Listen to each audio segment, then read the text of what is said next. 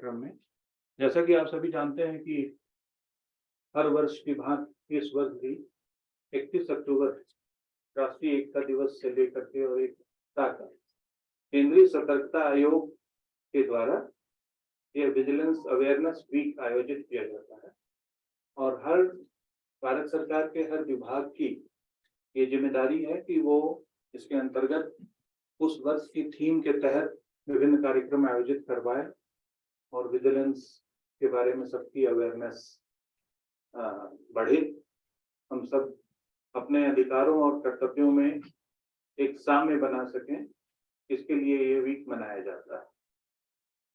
और जैसा कि हम सभी बात कर रहे थे कि विजिलेंस अवेयरनेस वीक, जैसा कि जावेद ने अभी बताया पिछले हफ्ते कि ये घड़ी इसमें समय दिखाई दे रहा है ये कहीं रुड़की में बनती है और 300 रुपए इसकी लागत आती है और 2500 रुपए में ये बिकती है। तो इसके लिए कहीं से एरीज या ऐसी संस्थाएं जिम्मेदार नहीं है जो इस घड़ी को खरीदती हैं। लेकिन क्या ये करप्शन है? हमें लगता है कि भारत जैसे देश में अभी हमको इस बात को परिभाषित करने की जरूरत है, क्योंकि घड़ी बनी और हमने खरीदा और ये हमारी आवश्यकताओं की पूर्ति नहीं कर पाई।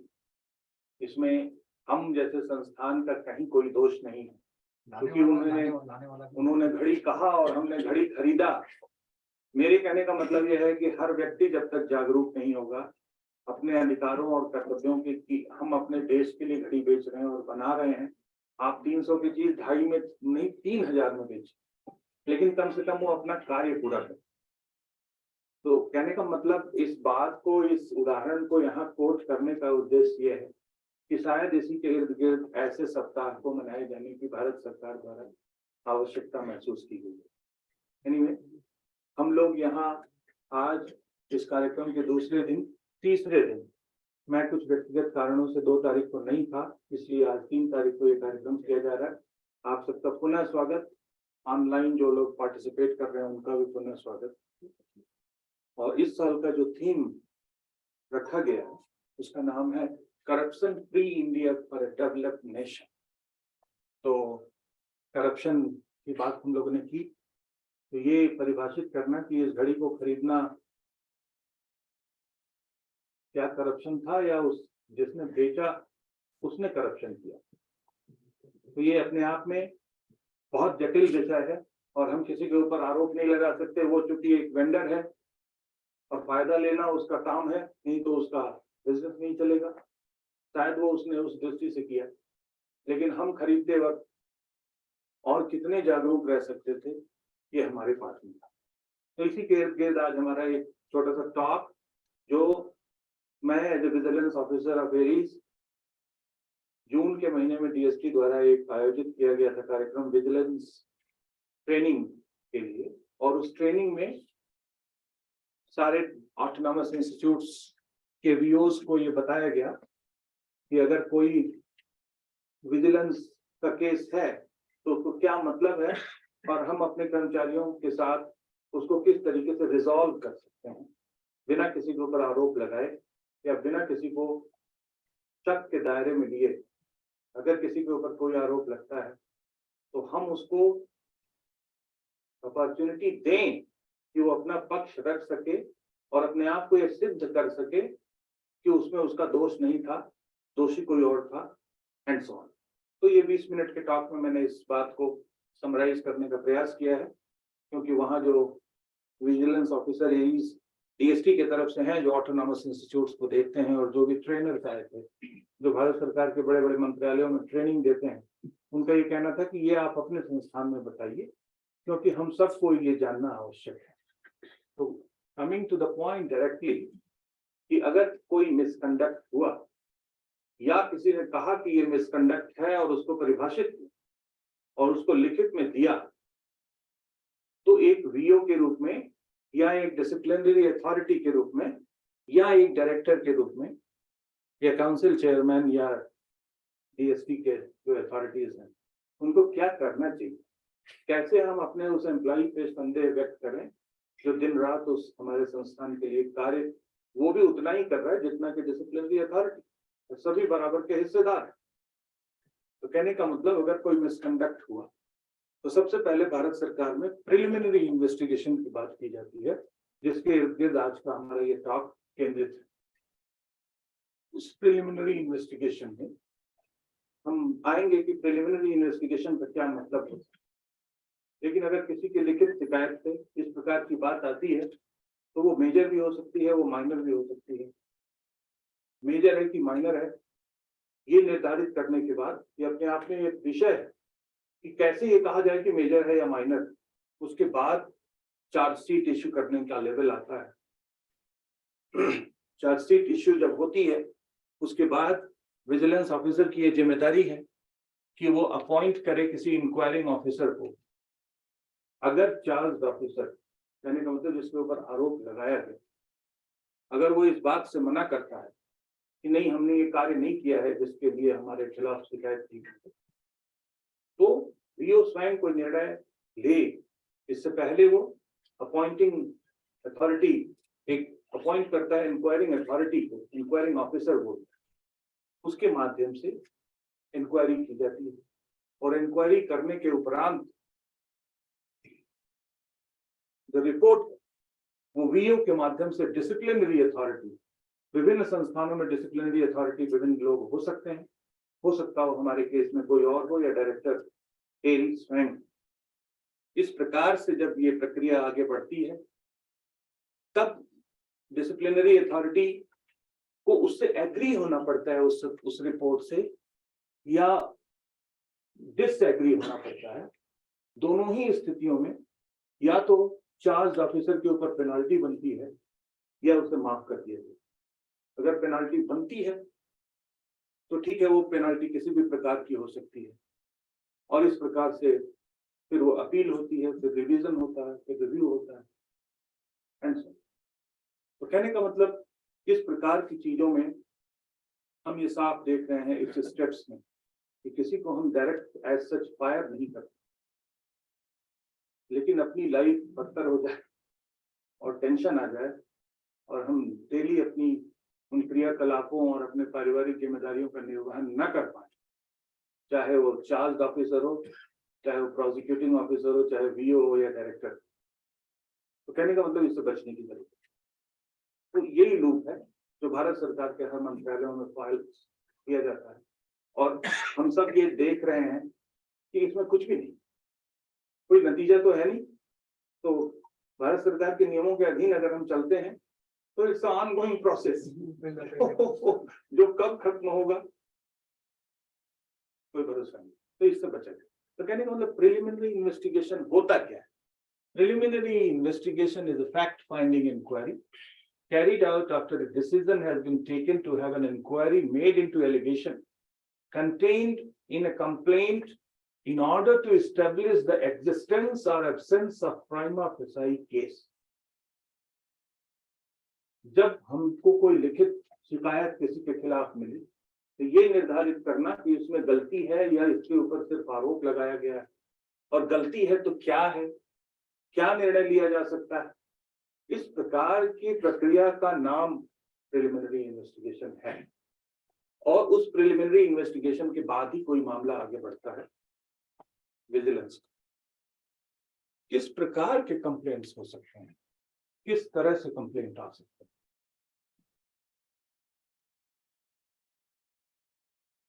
कंप्लेंट्स कई प्रकार से रिसीव हो सकते हैं। या तो कंप्लेंट्स हमारे पास सीवीसी, सेंट्रल विजिलेंस कमीशन या एडमिनिस्ट्रेटिव अथॉरिटीज हैं। Departmental inspection report, stock verification, survey, audit report से भी कंप्लेंट्स आ सकती हैं। Scrutiny of annual property statement, transactions report under the conduct rules, report of preliminary committee like public accounts committee and committees on public undertakings, proceeding of the two houses of the parliament, MP reference से भी आ सकता है, complaints appearing in the press, etc. इस प्रकार के ऐसे sources हैं जिनके माध्यम से कंप्लेंट आ सकता है, और अगर वहां से आता है तो प्रिलिमिनरी इन्वेस्टिगेशन करना बाध्यकारी होगा। किसी ने कोई चिट्ठी लिख दी कि एसबी पांडे ने अपना गलत प्रमोशन करा लिया और ऑडिट रिपोर्ट उन्होंने गलत प्राप्त करके और एरीज को धोखा दे दिया, और लेटर से किसी ने मोदी साहब को लिख दिया, तो कोई जरूरी नहीं है कि उस पर इन्वेस्टिगेशन हो। इन्वेस्टिगेशन होने के बहुत ही प्रॉपर आधार होते हैं, और उन्हीं आधारों के बाद ही इन्वेस्टिगेशन हो सकता है। उनमें से कुछ वहां उल्लिखित। What is vigilance angle? अभी इन बातों में विजिलेंस का एंगल क्या हो सकता है, क्योंकि हम सभी अपने कंडक्ट के लिए जिम्मेदार हैं। हम यहाँ इंस्टीट्यूट आते हैं, और अगर हम यहाँ से कोई फाइल चुरा करके लेके चले गए या यहाँ से रुपये उठा के लेके चले गए, तो वो व्यक्तिगत है, फिर वो मामला लॉ एंड ऑर्डर का हो जाता है, जिसके लिए डिस्ट्रिक्ट एडमिनिस्ट्रेशन। लेकिन अपना ऑफिशियल कार्यों का निर्वहन करते हुए इस प्रकार की कोई गलती होती है जिसमें कि डिमांडिंग और accepting gratification, obtaining for himself or for any other person or valuable thing or pecuniary advantage of abusing his position as a public servant, possession of asset disproportionate to the known sources of income, cases of misappropriation, forgery, cheating or other similar offences, and any other undue, unjustified guilt.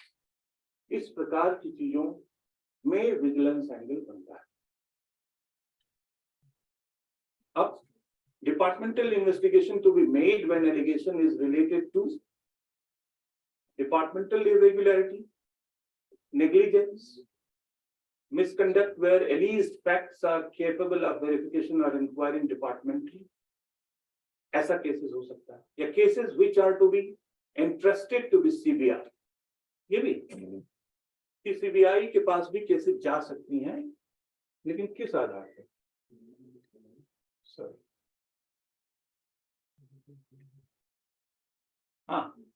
possession of assets disproportionate to known sources of income, allegations involving offences punishable under law such as bribery and corruption, cases requiring inquiries from non-official person or involving examination of non-governmental records, other cases as a complicated nature requiring experts police investigation. इस तरीके की मामलों को हम बहुत दूसरे तरीके से देखते हैं, और वहां पे वीओ सीवीसी की कंसल्टेशन में और जो दूसरी अन्य अथॉरिटीज इन्वॉल्व हैं उनके माध्यम से सीबीआई इंक्वायरी तक की बात रिकमेंडेड है, लॉ में निहित है। Who should be appointed as investigating officer? वीओ अपने आप में कुछ नहीं कर सकता। वीओ किसी भी काम को इन्वेस्टिगेटिंग ऑफिसर के माध्यम से ही कर सकता है। तो जब भी कोई ऐसा केस आता है जिसमें प्रिलिमिनरी इंक्वायरी आवश्यक लगती है और ऐसा लगता है कि हमें एक निर्णय पे पहुंचना है, तो भारत सरकार की प्रक्रिया ये कहती है कि और इंडिपेंडेंट और तटस्थ होने के लिए कि विजिलेंस ऑफिसर ने कोई निर्णय अपने लेवल पर नहीं ले लिया, इसको निर्धारित करने के लिए इन्वेस्टिगेटिंग ऑफिसर की नियुक्ति होती है। He or she should be at the rank of senior to that of suspected officer. Number 1 कि ऐसा व्यक्ति ही इंक्वायरी कर सकता है जो उससे ऊंचे पद पे, should be unbiased and should not be a witness or involved in the subject matter, should be knowledgeable, should possess the qualities for observation and detection, imagination and tenacity. तो इस प्रकार के व्यक्ति ही इन्वेस्टिगेटिंग ऑफिसर आईओ के रूप में नियुक्त किए जा सकते। प्रोसीजर फॉर प्रिलिमिनरी इन्वेस्टिगेशन, क्या प्रक्रिया है जिसके माध्यम से हम इस प्रकार की बातें करते हैं? Identification of person who throw light on the case and identification of records, ये नंबर 1 कि इस प्रकार से आईओ को काम करना चाहिए या वीओ को काम करना चाहिए। Identification of persons who can throw light on the case and identification of records, कि वो व्यक्ति और वो कागजी कार्रवाई और वो कागज जो इसके लिए जिम्मेदार है या निहित है। अब हमको किसी ने कहा कि वो एक्स केस है जिसमें आपके खिलाफ जो शिकायत गई है वो देखना है कि आपने कहीं गलत तरीके से तो नहीं अपना प्रमोशन करवाया। तो उसके बाद मैं कहूँ कि नहीं, वो सारे रिकॉर्ड्स ले आओ कि एरीज की 2019-20 की ऑडिट रिपोर्ट क्या है, कितना रुपया खर्च हुआ, कितना बचा है, कितना एफडी डाला, तो इस बात को उससे कोई मतलब, तो कंसर्न चीजों को ही मैं मंगा सकता हूँ। सीज ऑल रेलेवेंट फाइल, सारी रेलिवेंट फाइल्स को प्रोसिक्यूटिंग ऑफिसर या जो इन्वेस्टिगेटिंग ऑफिसर है या वीओ है वो सीज कर लेगा. Interrogation and recording of statements of all concern including the suspect officer.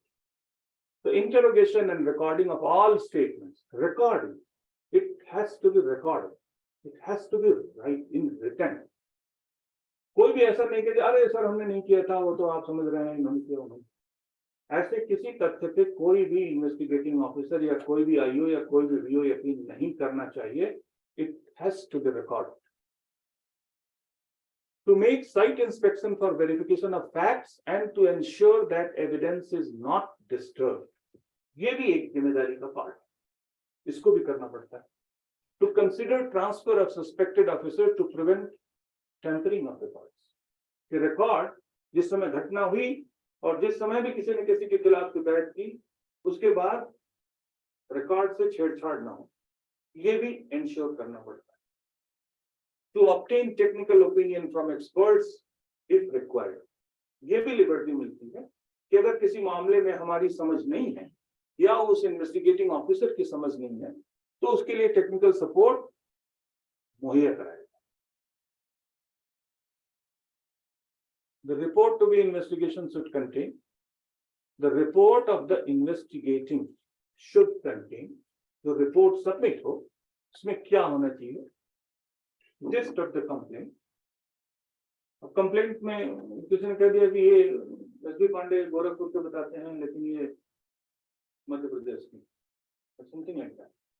तो हमें ये पहले देखना पड़ेगा रिकॉर्ड से कि एक्चुअली कहाँ है. तो जो उस चिट्ठी में नॉनसेंस बातें हैं उसको हमें किनारे करना पड़ेगा, उस पर हमें कोई एक्शन नहीं लेना. जिस्ट ऑफ द कंप्लेंट कि तथ्यों के आधार हमें ये देखना पड़ेगा कंप्लेंट का जिस्ट क्या है.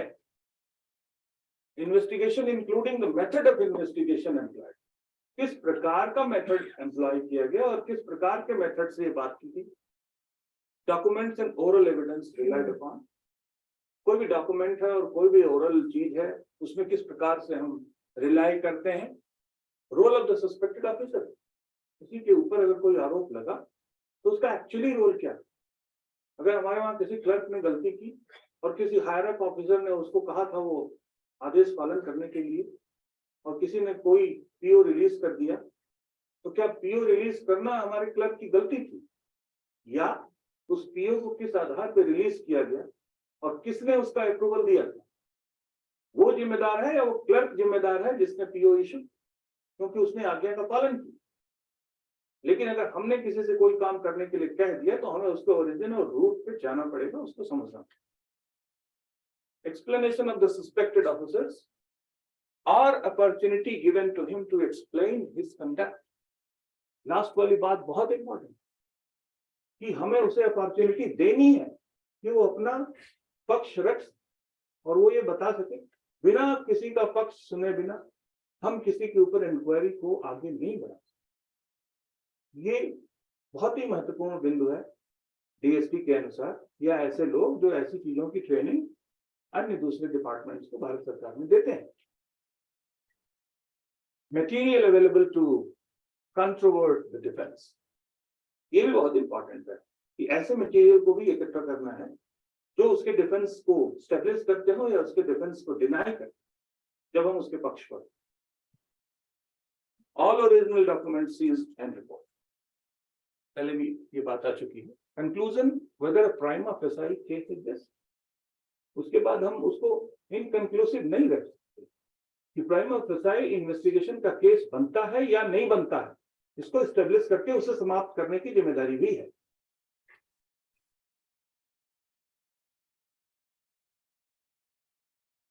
Action on investigating reports.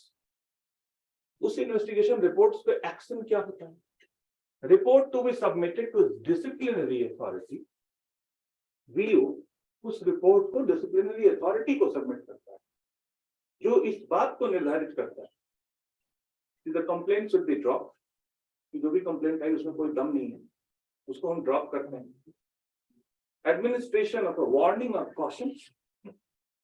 या सिर्फ वार्निंग दे करके हम इस बात को समाप्त करते हैं, इसमें कोई दम नहीं है.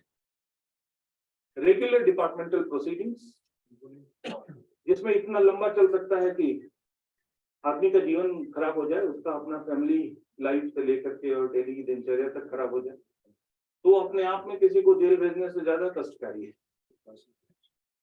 या उसकी नौकरी छूट जाए उससे ज्यादा कष्टकारी है। तो ये भी हो सकता है। In cases pertaining to category A officers और where CVC has asked for report, क्या हो सकता है कैटेगरी ए ऑफिसर्स के केस में? The regular report may be sent to the CBI even at this stage if such a need is felt. तो category A officers को already बहुत सावधान रहना है, क्योंकि उसमें इस दिशा में भी बातें जा सकती, हो सकता हो वीओ ना लेवल पे जाए, हो सकता हो सीबीसी लेवल पे चली जाए, या किसी लेवल पे चली जाए। कंसल्टेशन विद द सीबीसी, अगर किसी इन्वेस्टिगेटिंग ऑफिसर को हमने नियुक्त किया एज ए वीओ, और एज ए वीओ और अपने वहां के एडमिनिस्ट्रेटिव अथॉरिटी से अगर हमें कोई मदद नहीं मिलती है, या हम सब मिलकर के बातों को नहीं समझ पाते, तो हम सेंट्रल विजिलेंस कमिश्नर के पास जा सकते हैं, उनसे कंसल्टेशन ले सकते हैं। किस बात के लिए कि ज्यूरिसडिक्शन है किसका, हम निर्णय ले सकते हैं या नहीं ले सकते। ओनली विजिलेंस केसेस पे ही हम जा सकते हैं, किसी अन्य केस के लिए सीबीसी के पास हम अप्रोच नहीं कर सकते। First stage of advice after investigation report, refer CBI if needed, वो सीबीसी का प्रीव्यू है, वीओ का प्रीव्यू नहीं होता, and so. Second stage of advice after IO report, तो शुरू में भी जा सकते हैं, आईओ के रिपोर्ट के साथ भी जा सकते हैं, अगर मामला हमारे समझ में नहीं है। कंडक्ट ऑफ इंक्वायरी, अब जब प्रिलिमिनरी इन्वेस्टिगेशन होगी तो इंक्वायरी कैसे होती है? कुछ ऐसे होती है, जैसा कि मैंने बताया, misconduct preliminary investigation, major minor, charge sheet, point inquiring officer, get the inquiry done, submit it to the disciplinary authority, let him take a decision, go to penalty or excuse him, her, or just go ahead, review, appeal, revision, and so on. तो इतनी कवायद और इतना सारा tension करने के बाद पुनः ये लोग आ गया, जिसका कोई अंत नहीं। ओके, अब इंक्वायरी होती कैसे है? Preliminary hearing, regular hearing, written briefs, IO's report, इतने सारे स्टेप्स के बाद कुछ इस प्रकार से कि जो सीईओ है या जिसके खिलाफ आरोप है, समन करो, अफाइन डिफेंस असिस्टेंस अगर उसको चाहिए कि उसे डिफेंस करना है, उसे अपनी बात को समझाना है।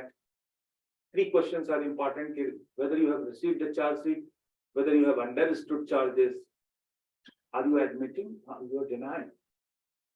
ये 3 ही प्रश्न हम पूछ सकते हैं। क्या आपको चार्ज शीट मिला? क्या आपने अपने खिलाफ चार्जेस को समझा? क्या आप डिनाई करते हैं या आप एडमिट करते हैं?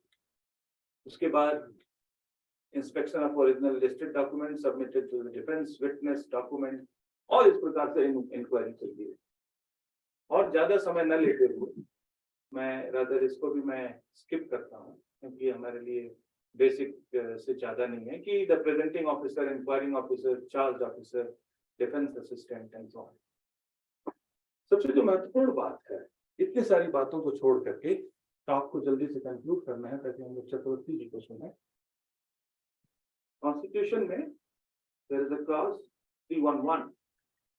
311 ये कहता है, dismissal, removal or reduction in rank of a person employed in civil capacities under the union or a state। वो ये कहता है कि no person who is a member of civil service of the union or an all India service or a civil service of a state or hold a civil post under the union or a state shall be dismissed or removed by an authority subordinate to that by which he or she was appointed। 311 के अधीन जो हमारी appointing authority है उसको छोड़ करके हमको कोई भी डिसमिस या निकाल नहीं सकता, ना हमारे खिलाफ कोई एक्शन ऐसा ले सकता है जिससे हमारी नौकरी को खतरा है। तो कहने का मतलब भारत सरकार के सभी एम्प्लॉइज आर्टिकल 311 से प्रोटेक्टेड है और 311 बहुत बड़ा प्रोटेक्शन है हम सारे एम्प्लॉइज के लिए कि हमारे जो हमको नियुक्त किया उसको छोड़कर कोई भी उनको फायर नहीं कर सकता। लेकिन उसके पहले वो जो बड़ा वाला लूप है वो फायर करने से बुरा भी नहीं। Autonomous में भी ऐसा ही है। हाँ, all madam, you see, no person who is a member of civil service union, all India services, civil services, state hold any civil position shall be dismissed or whatever, autonomous हो, semi-government हो, कुछ भी। No such person as aforesaid shall be dismissed or removed or reduced in rank, except after an inquiry in which he has been informed of the charges. उसे inform किया गया against him and given a reasonable opportunity. ये शब्द इस्तेमाल है कि हमने उसको proper opportunity दी या नहीं दी अपने आप को डिफेंस करने के लिए, अपने आप को सिद्ध करने के लिए कि वो सही है। ये कॉन्स्टिट्यूशन में लिखा हुआ है। And given a reasonable opportunity of being heard in respect of those charges. कोई हम किसी के खिलाफ अपने संस्थान में एलिगेशन लगा दें वो पर्याप्त नहीं, उसके बाद उसको प्रूफ या डिसप्रूव करना इंपॉर्टेंट। और जब हम किसी को रीजनेबल अपॉर्चुनिटी देंगे तो जिसने भी उसके खिलाफ लिख के दिया उससे तो वो पूछेगा कि भाई आपने हमारे खिलाफ इतना क्यों लिख के दिया। तो उस केस में न केवल वो पर्सन जिसके खिलाफ एक्यूज्ड है वो दायरे में आता है, जिसने लिख के दिया वो तो आएगा ही आएगा कि भाई आपने किस आधार पे दिया। और कॉन्स्टिट्यूशन हमको इन बातों के लिए प्रोटेक्ट करता है। 42वां अमेंडमेंट ये कहता है कि provided that where in it is proposed after such inquiry to impose upon him और her any such penalty, such as penalty may be imposed on the basis of evidence adduced during such inquiry, and it shall not be necessary to give such person any opportunity of making presentation on the penalty imposed. ये 42वें amendment के तहत जोड़ा गया था। Provided further that the clause shall not apply, ये clause 311 कहाँ नहीं apply होता? Where a person is dismissed or removed or reduced to rank on a ground of conduct which has laid his conviction on a criminal charge. अगर criminal charges है तो 311 उसके ऊपर लागू नहीं हो सकता है। या where the authority empowered to dismiss or remove the person or to reduce him the rank is satisfied that for some reason to be recorded by that authority in writing, it is not reasonable practice to hold such inquiry. Yeah, where the president or the governor, as the case may be, is satisfied that the interest of the security of the state, it is not expedited to hold such inquiry. अगर सुरक्षा की बात आती है देश और ऐसा लगता है कि इसके साथ खिलवाड़ है तो 311 लागू नहीं। If in person or any such person aforesaid a question arises whether it is reasonably practicable to hold such an inquiry as it is referred to in clause 2, the decision thereon of the authority empowered to dismiss or to remove such person or to reduce him in the rank shall be final. ये भी है कि अगर ऐसी कोई बात सिद्ध होती है तो फिर हम अपील नहीं कर सकते। Thank you very much. Last वाले पॉइंट से अभी एक रिसेंट केस यूपी में हुआ है जी, डिप्टी एसपी को सब इंस्पेक्टर के रैंक पर ट्रांसफर कर दिया गया। हाँ हाँ, क्योंकि वहाँ पे स्टेट के हित के तहत जस्ट 2 दिन पहले हाँ, तो ऐसा संभव है, ऐसा संभव है जी। तो इस प्रकार के केसेस में हम 311 से प्रोटेक्टेड हैं, लेकिन जैसी बातें इंक्वायरी और जैसे इसके संबंधित हैं, ये कोई विशेष बात नहीं है, ये बिल्कुल जनरल नॉलेज की बात है जो हम सबको एज एन एम्प्लॉय इस बात को जानना चाहिए। और हम लोगों के ट्रेनिंग सेशन में फर्स्ट डे इन बातों को बताया गया था। उसके बाद और डिटेल किस प्रकार से आपको इंक्वायरी करनी है, कैसे करनी है, which is not subject to discuss all those things here. लेकिन जो बेसिक बातें थी हमको बताया गया कि आप अपने इंस्टीट्यूट में भी एज ए जनरल नॉलेज इनको बता सकते हैं. So thanks all for your nice attention. I hope it was useful. So since everybody is involved in many things, I have already spoken for half an hour. The next opportunity is for Pradeep Chakravarti, who will speak about his topic. Pradeep.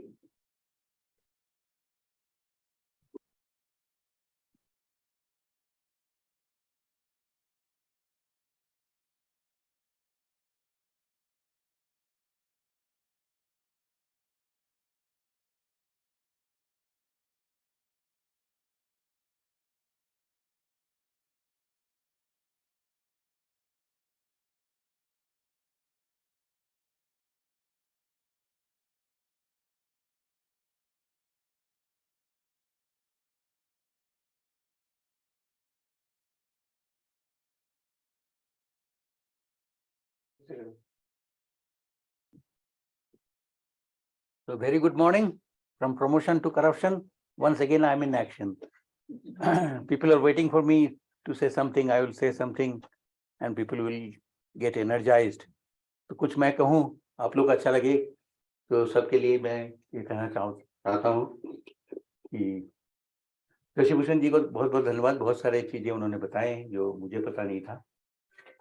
और online में भी बहुत कम आदमी हैं, कम इंसान हैं. हमारा यहाँ पे भी पूरा चेयर फुल नहीं हुआ है. आधे घंटे पहले मैं नीलम को बता दी थी ना, चाय पीने के समय, अगर नहीं आओगी तो भ्रष्टाचारी माना जाएगा. तो नीलम आई है. तो ये है अपना एक स्पॉन्टेनियस ये होते हैं जब हम गवर्नमेंट कोई सरकार का काम कर रहे हैं. सरकार का काम मतलब काम नहीं करना किसी का कंसेप्ट है, लेकिन सरकार के काम करने से ऑटोनोमस हो जो भी हो, सरकार के पैसे खर्चा कर रहे हैं तो हमें हर चीज में स्वच्छ रहना चाहिए, विविध रहना चाहिए. हर चीज में हमारा बात सही बात बताऊंगा. कोई गुस्सा करे तो कोई है ना, हम अगर बोलें कि दुनिया के सब चोर को मैं नफरत करता हूं तो चोर मेरे को नफरत करने लगे तो मेरे कुछ आता जाता नहीं है. संविधान देश की होती है, संविधान मेरा भी है. हर आदमी को होना चाहिए इंसान को. कौन मेरे ऊपर गुस्सा कर रहा है उससे कोई लेना देना मेरा नहीं है. खुद का ऊपर आत्मसंतुष्टि कहते हैं, सेल्फ सेटिस्फैक्शन. ओके, तो मेरा विषय जो है society, moral values, corruption and it's eradication. हमारा जो समाज होते हैं, समाज क्या होते हैं, हमारा शिक्षा जो होते हैं बाल्यकाल में दिया जाता है. उसके बाद करप्शन जिसको भ्रष्टाचार कहते हैं, जो आचार के बारे में मैं बताया था. कुछ दिन बोलेगा मैं मेरे आलू का पराठे के साथ भ्रष्टाचार दो, दही नहीं लूंगा, ऐसा भी दिन आ रहा है. और इरेडिकेशन, इसको कैसे हम हटा सकते हैं.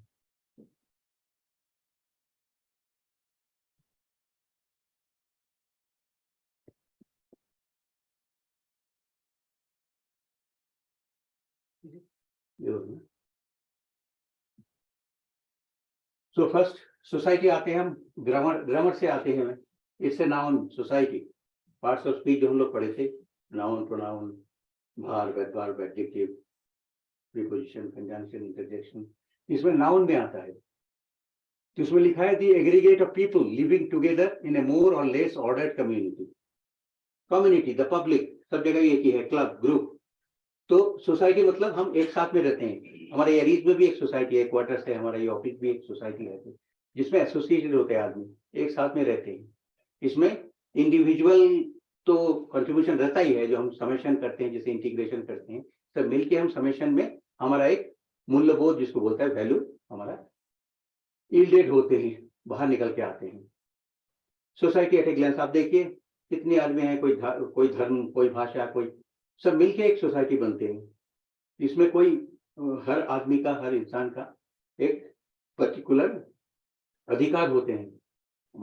हमारा देश एक धर्मनिरपेक्ष देश है. इसमें कोई धर्म, जात, भाषा के आधार पर कोई आदमी का डिस्टिंग्विश नहीं करा जाता है, डिस्क्रिमिनेट नहीं किया जाता है. हर आदमी भारतवासी है. हमारा ये सबसे बड़ा है, पृथ्वी के सबसे बड़ा संविधान है. सोसाइटी जॉइन हैंड्स, सबका हाथ एक साथ में लेके ही एक सोसाइटी बनती है. इसमें कोई इंडिविजुअल का कोई पर्टिकुलर इंटरेस्ट नहीं होते हैं. इतिहास को थोड़ा पीछे देखें. हमारा इतिहास है, पहले जो हमारा ये था ancient history, medieval history and modern history. Modern मतलब हम जो कर रहे हैं वो वर्तमान है, तो अगले जो कल बीते हुए वही हिस्ट्री हो जाते हैं, कल हमारा ये जो प्रोग्राम हो रहा है वो हिस्ट्री हो जाएंगे। तो उस समय क्या था, एंशियंट हिस्ट्री में था, आदमी जो था, आदमी एक साथ में रहते थे लेकिन कम्युनिकेशन सिस्टम अच्छे नहीं था। और सबसे बड़ा चीज है, जो पुराना जो सोसाइटी है, उस सोसाइटी में आदमी का जो संपत्ति होते हैं, हमारा जो पैसे होते हैं, हम बैंक में जाते हैं, ये सब चीज नहीं थे, सोसाइटी के पास संपत्ति थे। तो जब से हमारा संपत्ति आए और हम सेविंग्स करना सीखे, तब से करप्शन आए हैं। क्योंकि संपत्ति रखने की कोई हायर लिमिट नहीं है इस पृथ्वी में, भारत को बात दे रहे हैं, दुनिया में कहीं नहीं है। तो एक आदमी धनी का कोई लिमिट नहीं होता है, गरीब का भी कोई लिमिट नहीं होता है। एक इंटीग्रेशन के लोअर लिमिट अपर लिमिट जो हम लोग करते हैं, तो ऐसा ही है। तो जब से हमारा ये जो पैसे धन व्यक्तिगत रूप में प्रकट हुआ, उस दिन से करप्शन, ये भ्रष्टाचार चालू हुआ। कैसे दूसरे आदमी को हम एक्सप्लॉइट करके अपना संपत्ति को बढ़ाएंगे। एक क्लास होते हैं, क्लास डिविजन जब आए हैं सोसाइटी में, तब से चालू हुआ। मेडिवल हिस्ट्री में भी थे, बड़े बड़े राजा थे, बड़े बड़े सम्राट थे, उन लोग भी अपना बल से आदमी को मार के दखल कर लेते थे सब चीजों को। और मॉडर्न हिस्ट्री तो चल रहे हैं, रेनेसांस बहुत सारे हुए हैं, हमारा आजादी का जो संग्राम हुआ है वो भी मॉडर्न हिस्ट्री में आते हैं। बहुत सारे आदमी अपने आप को जान दे दिए हैं, despite thinking of their own interest. This is called humanity. Social history जो अभी बताया मैंने वही है। मॉरल वैल्यू क्या होता है? हम किसी को देख के गुड मॉर्निंग बोलेंगे या कोई चीज में मैं कैसे रिएक्ट करेंगे, ये हमारे मॉरल वैल्यू कहते हैं। मतलब बचपन में शिक्षा दिया जाता है, छोटे बच्चे में हम लोग भी पढ़ाई किए हैं। उसके बाद हमारा जो पीढ़ी आते हैं, हमारे बेटे लोग भी पढ़ाई किए। उसके आने वाले समय भी आता है कि बच्चे लोग के हम सिखाते हैं जिस सत्य बात कहो, कि कोई चीज मत छुपाओ, लेकिन उसमें भी हम लोग ये कर देते हैं। अभी जो मॉडर्न में हम भी करते हैं, ये उचित नहीं है। बच्चे का अच्छे रिजल्ट करो तो मैं ये दूंगा, वहीं से स्टार्ट होता है ड्राइवरी का चीज ना। उसके ऊपर पैसा नहीं है, तुम मैथमेटिक्स में 100 में 100 लाओगे तो तुम्हें एक आईपैड खरीद दूंगा। वो आईपैड के लिए 100 मिल रहा है, 100 के लिए कैसे करेगा? तो वहीं से स्टार्ट होता है करप्शन। पापा ने देंगे। उसकी बात भी है, भ्रष्टाचार की बात है। बचपन में तो पिटाई होती थी, हमारे भी हुई, हम इतना बदमाशी नहीं करते थे फिर भी हुई। ये दिन भर छुट्टी का दिन में खास करके पढ़ाई नहीं किया, मम्मी पापा आने के बाद बताते थे ये पढ़ाई नहीं किया दिन भर। उसके बाद पापा पिटाई करते थे। बहुत सारे आदमी जो हमारा उम्र के है, हमारा से ज्यादा है, उनको ये है। अभी तो बच्चे को ऊपर हाथ नहीं देते थे, ये सब में कानून आ जाता है। स्कूल में भी बच्चे के ये नहीं करते थे। शाम 6 बजे के बाद हम बाहर जाते थे, हमें याद है, हम पहचानते नहीं है 6 बजे के बाद बाहर क्यों जाओ, पढ़ाई करो। हम जानते भी नहीं है, लेकिन आज अपने बच्चे को भी नहीं बोल सकते हैं। तो इसमें क्या है, सोल्यूशन क्या है? जो हमारा दिन भर हमें पढ़ाई करना है। बच्चा अगर समझ लिया हम पढ़ाई करना है, तो इतनी कानून जो शशिभूषण जी बता देते ना, बहुत सारे कानून है। आप पढ़ोगे तो आपको नौकरी करना भूल जाओगे, तो क्या करोगे? प्राइवेट ऑर्गेनाइजेशन में जिन लोग काम करके आए, अपॉइंटमेंट लेटर के साथ एक इतना बड़ा मोटा देते हैं, कैसे आपका नौकरी चला जाएगा? पढ़ना ही नहीं है, आपका तनख्वाह कितनी है, कितनी वक्त से नौकरी करनी है, साल भर भी कितनी छोटी है, वो देख के ज्वाइन करना है। सरकारी में भी वही है, ठीक है। तो हर चीज का एक बाय लॉज होता है। क्लब में होता है, हमारे यूनियन में है उदय सिंह, कोई अगर मैं कुछ उल्टा पुल्टा बोलो वो निकाल देगा कल मेरे को, तो बाय लॉज कहते हैं इसको। हमारे घर में भी है। कल देखिए वो आप लोग के पेपर में आया था बहुत सुंदर, वो शायद कहाँ हुआ, कर्नाटका में हुआ या गुजरात में हुआ है।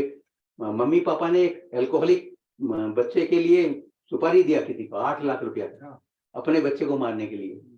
तो ये कैसे दिए? मजबूर होके दिए हैं। वही मम्मी पापा कोई बच्चे को मार नहीं सकते। ये माने rarest of the rare case होते हैं ना, वैसी बात है। तो फिलोसॉफिकल कॉन्टेक्स्ट में बोलते हैं, values are the traits that are considered desirable as mentioned. This includes honesty, respect and courage among others. Honesty, ईमानदारी सबसे बड़ा चीज होता है। करेज, हमें प्रमोशन चाहिए, हमें डायरेक्टर के पास या रजिस्टर के पास या कोई सीनियर के पास डायरेक्ट जाने बोलना है। तो बाईपास होकर नहीं जाना है, ऋषि गांव से नहीं जाना है, हमें नैनीताल से सीधे रास्ते में जाना है, सीधी बात बोलनी है। इसमें कोई छुपाने की बात नहीं है ना, मैं कोई चोरी नहीं कर रहा हूँ। हमें लेने का अधिकार है, उनको देने का अधिकार है।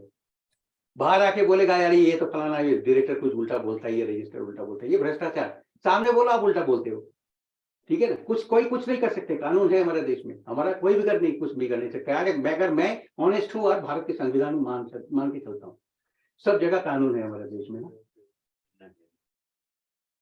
मोरल वैल्यू भी वही है, हम बचपन में जो बताया मैंने क्या क्या सिखाया जाता है, सत्य वचन करो। अभी सत्य वचन सब जगह करोगे तो आदमी दुश्मन बढ़ जाएगा, है ना। आपको बोले हाँ बहुत अच्छे हो, है फेसबुक पे देता है ना लाइक, 2 आदमी घुसा मार रहा है उसमें भी लाइक दे देता है, क्योंकि ऑप्शन भी नहीं है आपको देने के ना।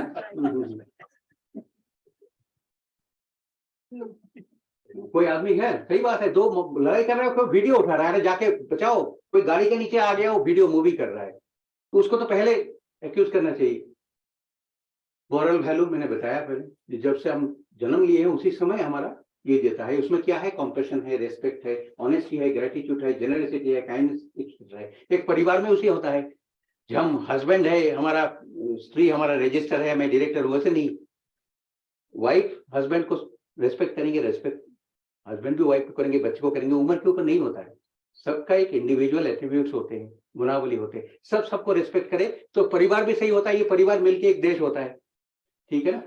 हम जाके बोले अरे एडमिनिस्ट्रेशन वाला तो कोई काम नहीं करते हैं, तो महेश पांडे जी मेरे ऊपर बिगड़ जाएंगे। फिर वो बोलेंगे अरे टेक्निकल वाला काम नहीं करते हैं, तो हम भी बिगड़ जाएंगे, उदय सिंह भी बिगड़ जाएंगे। तो ये करता है कि भ्रष्टाचार को क्रिएट करता है। कैसे होता है भ्रष्टाचार, केवल पैसे वाले की बात नहीं होती, मोरल वैल्यू। मैं आज अब जाके बोले शशि भूषण जी को, ये आलोक गुप्ता जी आपके नाम पे उल्टा सीधा बोल रहे थे, फिर उल्टा आके आलोक गुप्ता जी को बोले शशि भूषण जी बोल रहे थे। इन लोग मैच्योर है, इसमें कुछ नहीं करेंगे, लेकिन बहुत सारे आदमी यहाँ पे है भड़क जाते हैं।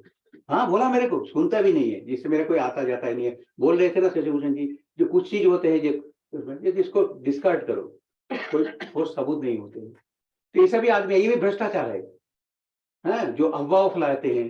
अब पेपर में देते थे अफवाहों में ये नहीं करा, वो भी भ्रष्टाचार होते हैं। करप्शन ये भी एक चीज है, करप्शन बहुत सारी चीज है, ये भी पार्ट्स ऑफ स्पीच में है, ये भी नाउन है, ठीक है। डिसऑनेस्ट और fraudulent conduct by those in power typically involving bribery, ठीक है। उसमें एक उदाहरण दिया है, जो journalist wants to expose corruption in high places, ठीक है। डिसऑनेस्टी ये भी आता है इसमें, करप्शन में भ्रष्टाचार। तो हर समय ये जो पैसे लेके हम रिश्वत लिए हैं, हम करप्ट हो गए, वही नहीं। गलत शब्द बोलना, अफवाह फैलाना, मिथ्याचारिता करना, आदमी को एक्सप्लॉइट करना, सब इसमें आता है करप्शन में। We define corruption as the abuse of entrusted power for private gain। हमारा सुविधा के लिए हम जाके कुछ लिए ब्राइबरी लिए, कुछ लिए अपने पर्सनल इंटरेस्ट के लिए, अपने इन्फ्लुएंस को एक ये होता है ना। इन्फ्लुएंस भी एक गजब चीज होता है। मान लीजिए पुलिस है, पॉलिटिकल लीडर है, इन लोग बहुत लड़ाई करके आते हैं, पुलिस को भी तो नौकरी करना पड़ता है। पॉलिटिकल लीडर भी है, कोई भी लीडर, उसको संघर्ष करना पड़ता है, जेल में जाना पड़ता है, पत्थर खाना पड़ता है, आदमी को गाली सुनना पड़ता है। देखिएगा उसका भाई है, उसका भतीजा है, उसका गांव वाले, उस लोग सोचते हैं यार ये तो बचा लेगा मेरे को। तो भ्रष्टाचार उनका सराउंडिंग जो है, एक्वेंटेंस जिसको कहते हैं, दोस्त जिसको कहते हैं, उन लोग ज्यादा करते हैं। पुलिस के भाई, पुलिस का भतीजे, पुलिस का गांव वाले हैं। उसके बाद होता है, मान लो चक्रवर्ती है मंत्री, तो सब चक्रवर्ती बोलेगा अरे सब चक्रवर्ती मंत्री है तो हमारे ही बल्ले बल्ले है। ये भी भ्रष्टाचार है ना, ऐसा नहीं होते हैं। विजिलेंस, विजिलेंस क्या है, the process of paying close and continuous attention on something. Vigil, बच्चे पढ़ाई कर रहे हैं के लिए, वो भी विजिल, वहीं पे विजिलेंस ऑफिसर है, बच्चे पढ़ाई कर रहा है कि नहीं, हमारा मैकेनिकल वर्कशॉप में सही सामान आ रहा है कि नहीं, वो भी विजिलेंस, उस समय हमें विजिलेंस। तो विजिलेंस ऑफिसर होने की जरूरत नहीं है, डेजिग्नेटेड होने की जरूरत, सभी विजिलेंस मिलके, हमारा हेड है vigilance officer, x vigilance officer है, तो उनके पास जाएंगे। अगर कोई करप्शन है, इसके भी एक ये है, ओ मेरे को गाली दिया है, हम जाके कल शशि भूषण जी को बोले। बच्चे में हम लोग पढ़ते थे काली दे दिया है, अभी तो सियाही नहीं देता, अभी तो बॉल पेन हो गया, तो नहीं होता है। हम लोग जो पढ़ते थे सफेद मेरा यूनिफॉर्म था, जब घर आते थे रोज बोलता, पीछे पूरा सियाही दे देते थे। बहुत सारे आदमी का एक्सपीरियंस है, तो वहां से जनरेट होता है सब चीजें। ये सेंट्रल विजिलेंस कमीशन, ये जो है कल क्विज के लिए कोई ये लिखते थे, 1964 में हुआ था वो, गवर्नमेंटल करप्शन को इरेडिकेट करने के लिए, हटाने के लिए। 2003 में parliament enacted a law conferring statutory status on CVC. It has the status of an autonomous body, हमारा जैसे ये autonomous body, free of control from any executive authority, charged with monitoring all vigilance activity under the central government of India, advising various authorities in central government organization in planning, executing, reviewing and reforming their vigilance work. 1964 में ये स्थापना हुई थी, लेकिन ये 1997 2003 में ये autonomous के दर्जा मिला इसको। ये भी कल क्विज के लिए सेंट्रल विजिलेंस कमिश्नर है Shri Suresh Chandra N Patel, vigilance commissioners जो है श्री प्रवीण कुमार श्रीवास्तव, श्री अरविंद कुमार। कैसे हम करप्शन को इरेडिकेट कर सकते हैं, करप्शन सब हमारे समाज से, हमारा ऑफिस से, कहीं से भी हटा सकते हैं। इंक्रीजिंग दी अकाउंटेबिलिटी अमंग एवरीवन, सबको जानकार होने चाहिए कि हमें ऑनेस्टी कैसे पालन करना है, हमें ईमानदार कैसे रहना है। स्ट्रेंथनिंग द इंटीग्रिटी, आपस में लड़ाई करना है ना, सबको मिलके करना है। आगे जाके बोल दिया किसी को, जाके ये उदय को ये गाली दे रहा था, उदय ने भड़क गया, नहीं, कौन बोल रहा है, वक्ता कौन है, मैं ये सब नहीं बोलता हूँ। तो वक्ता जो है, जो स्पीकर है, वो कैसे है, उसके बारे में आपको पहले इंक्वायरी करनी पड़ेगी, जो सच्ची बात है कि नहीं। टोटल विजिलेंस कमीशन के अंडर में जो शशिभूषण जी बता रहे थे सभी है। व्यक्तिगत रूप से घर में ही देखो ना, दो भाई होता है, पापा आता है बोलता है भैया ने मारा मेरे को, उदय कैसा होता है ना, शिबू बोलता है, शिबू बोलता है बहन ने मेरे को धमकी दिया है, वो करते हैं। तो उदय को एक अच्छे मैनेजमेंट होके उसको ये करना पड़ता है, ये भाई भाई में लड़े, वहां पे भी डिप्लोमेटिक होना पड़ता है उदय को। तो ये सब इसमें आता है। Educating the public and making them aware. हमारे देश में ये है 1947 में 12% था साक्षर। साक्षर भी एजुकेटेड बोलते हैं, एजुकेटेड नहीं है, साक्षर मतलब अ क ख ये सब जानते हैं। तो उसमें भी बहुत है। एक बार हमारा, हम स्कूल में पढ़ते थे, उस समय हुआ था ना, चलो पढ़ाए कुछ करके दिखाए, एक आदमी बोलता था चलो पढ़ाए कुछ करके दिखाए, रेडियो में बोलता था। तो उस समय बहुत सारे कुछ लड़की आ रही थी, तो सीखे थे। मैंने पूछा था कि क्या सीखे हो, बोला क ख सिखाया, क में क्या होता है कमला, ख में क्या होता है, बोला वो भी कमला। तो वही शिक्षा हुई थी। तो उसको बढ़ा के अभी हमारा देश में चले 80% के आसपास, 75% की है। उत्तराखंड 79% है, हमारा वेस्ट बंगाल 77% है। उत्तराखंड वेस्ट बंगाल से साक्षरता में आगे है 79, ठीक है। Collection of data that can help us plan our actions. Data collection करना पड़ता है कुछ चीज के लिए। हमारा एक मशीन खराब हुआ है, मशीन खराब होने के पिछले 6 महीना में कैसे चला है, हमारा बिजली कैसे खाया है, वो क्या क्या वो दिया है, कितनी उसका टॉलरेंस में काम किया है, तो सब देख के एक मशीन का रिपोर्ट करना पड़ता है। और preparation of action plan, action plan करना पड़ता है। करप्शन को कैसे करेंगे, अभी सीधा जाके पत्थर लेके मारो करप्शन को हटाएंगे, उसे नहीं होता है।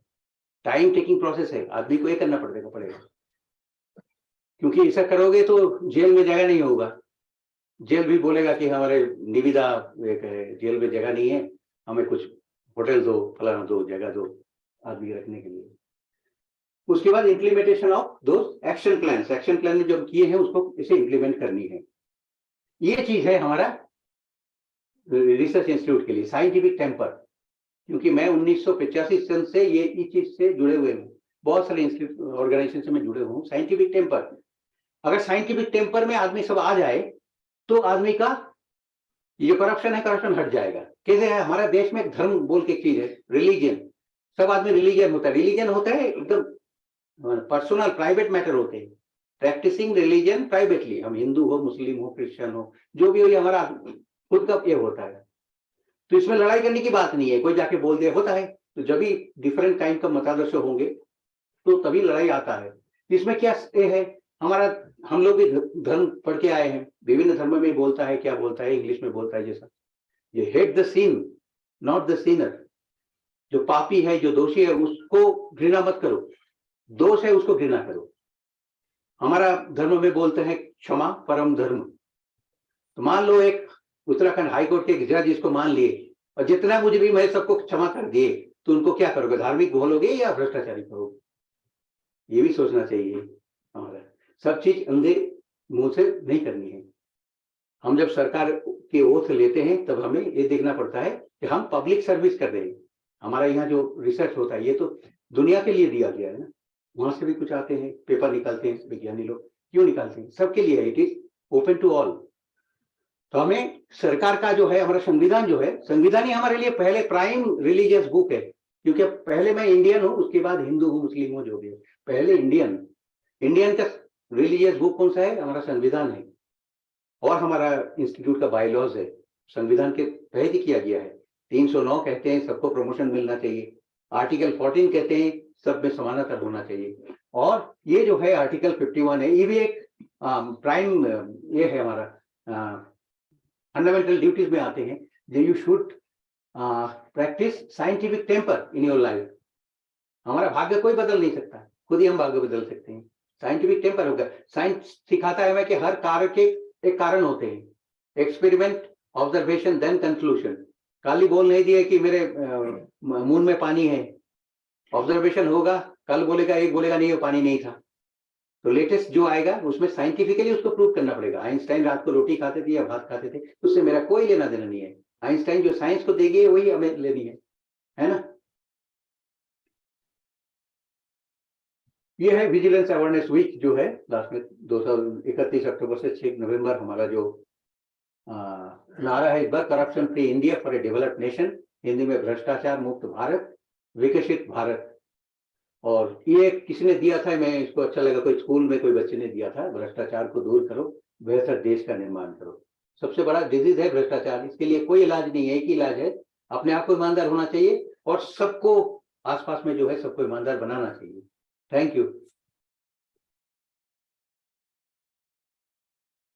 धन्यवाद चक्रवर्ती जी आपके सुविचारों के लिए और बढ़िया कहा इस अवसर पे जो कि बहुत ही रेलेवेंट था, क्योंकि सबके पास है और 1 घंटा ऑलरेडी हो चुका है।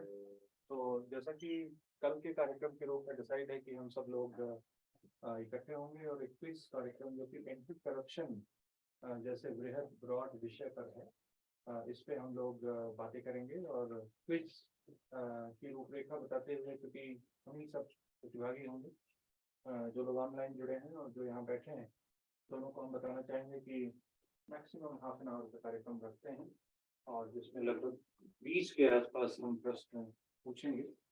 प्रश्न हमारे तक ही सीमित होंगे और वॉलंटियर करने के लिए पिछले वर्ष की बात में प्रवीण सोलंकी जी को और एक और आप चयन कर लीजिए।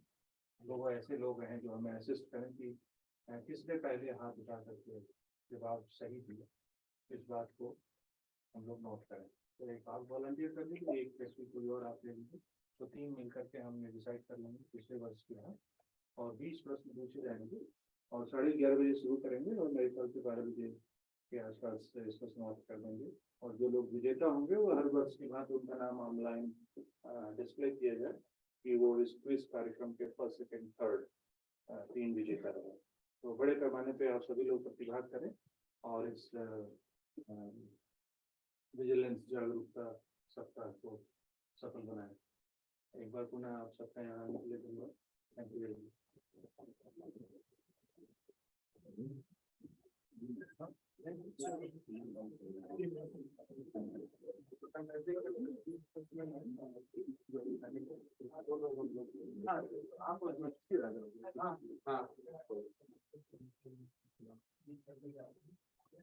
सर्टिफिकेट जैसी बात कर लेते हैं।